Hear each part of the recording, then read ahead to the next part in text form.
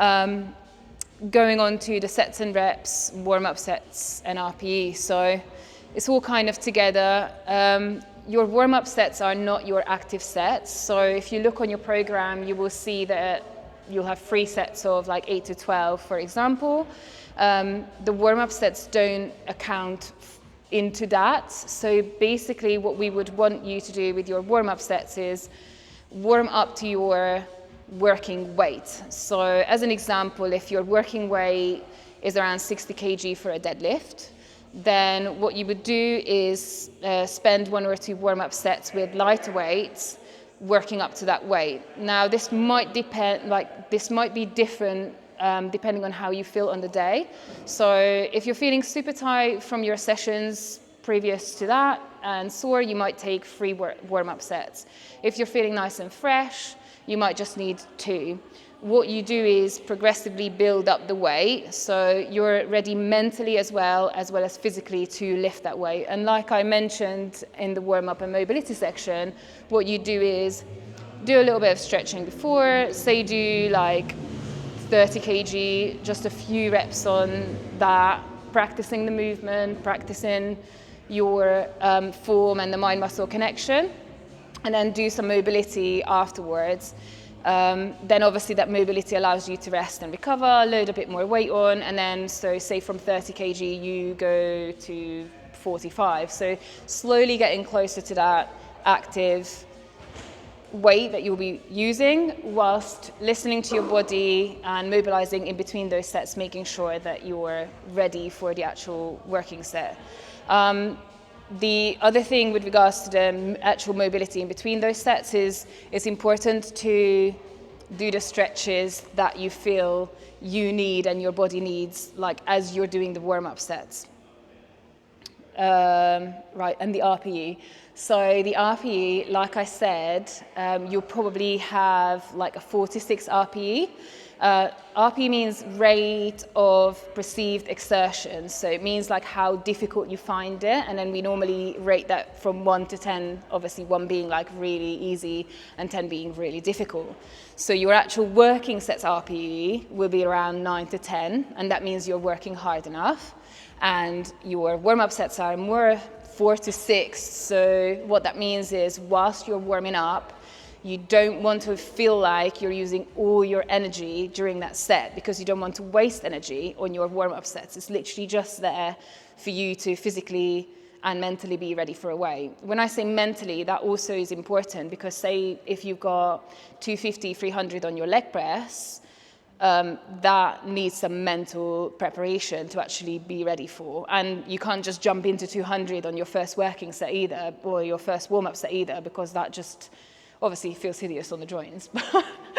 It's also like, you'll instantly feel like that's, oh my God, that's really heavy, I can't lift that. Whereas if you spend 3-4 sets building up to it, then you can, right? Yeah, anyone's got any questions, by the way? Because I'm just like this.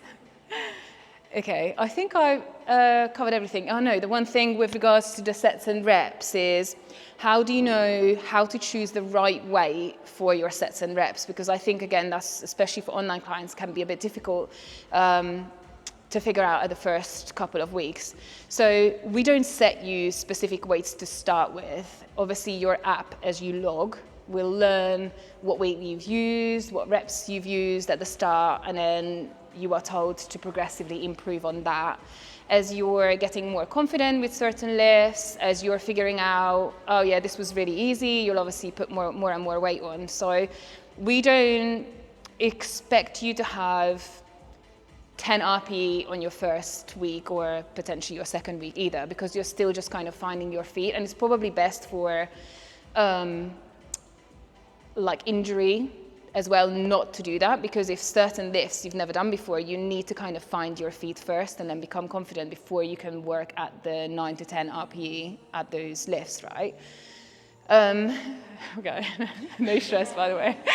I'm fine. So, yeah, so after a couple of weeks, you will build up that intensity and you will get to the 9 to 10 intensity. And why it's really important for you to keep logging those weights and those reps is so that you know that, okay, I've done the same way with a couple of extra reps this week, which is good. I've improved on that, but I feel like I could have done more. So you can log that next to it on your RPE and say, actually, this was only 9 RPE. So 9 or 8 RPE still counts as a set, right? But if you leave that as a note for your log, you will know next week to improve on that weight and progress that a lot more. So, and then, yeah, so when we're talking about 9 to 10 RPE, it feels like, right, I've literally given my soul, so that's it, I can't do any more. So in terms of how that feels, right? Okay. Happy with everything I covered? Yeah, anyone got any questions that might have popped up in their head in the gym when they're training? I'm sorry, I still don't get the RPE bit, but... On a scale of 0 to 10, is that what you mean? As in, like, I just don't understand. So it's like how hard you worked. Yeah. So if you do a set of, I don't know, 60 kg and you feel like you've done 12 reps, but when you come off and then put the weight down, you feel like you've left your soul on that lift, right? You couldn't do any more reps. You're literally like close to vom. That's like probably RPE like 10, 11, right? So what is the scale? 1 to 10. And then 1 is if you've done like 10 kg and then you feel like, all right, I could have done like 50 more reps, but I'm bored now. Okay? Yeah. When I'm PTing my clients, to put it quite bluntly, I'm like, out of 10, how fucked are you? 10 is fucked, 0 is nothing. Yeah. Like, if you want to put it quite bluntly, that's what RPE means. It records in emojis, doesn't it? So like one is like the red face and then there's... Oh, does it? Yeah, so I get like, sometimes I get people like red face. Okay. Okay. Yeah, that's at the end of the whole workout, isn't it? Yeah.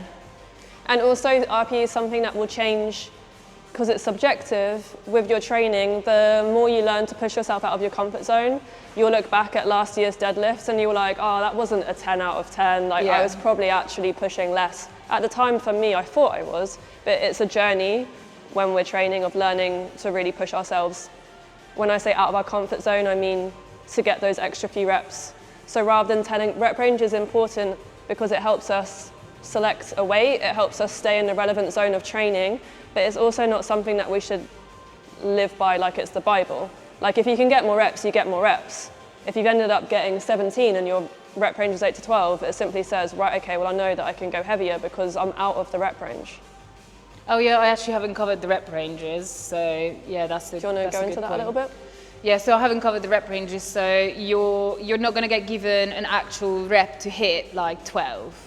You're just going to get given rep ranges 8 to 12 or 10 to 15 or something like that. So that means that also helps you kind of guess the weight you should be using, because you need to choose a weight where if you do your absolute maximum, you are hitting within that rep range. So like Ella said, if you've chosen 60, I don't know why I keep going on 60, but 60 as your weight to use, then and your rep ranges were 8 to 12, for example, if you're at 12 reps and you feel like you can still do more, A, don't stop just because the rep range said 8 to 12, so do as many as you can, and then you'll log that and learn from that. B, if you know you've done 15 reps, then on the next set, load the weight, right? So that's also why and how you guess your weight and what the rep ranges are there for, because we don't want you to just go, right, 8, and then stop there. We want you to do your max and not waste the set just because it said 8 or 12 or whatever, right? Yeah. That's going to come on to the next part when we talk about hypertrophy training and building muscle. You're not going to build muscle if you stop at 12 reps and that's easy. Like, it's just not going to happen. And that comes with, again, experience of training and learning to push yourself harder and harder. But if we need to break down muscle fibers, the set cannot be finished on a 6 out of 10 RPE.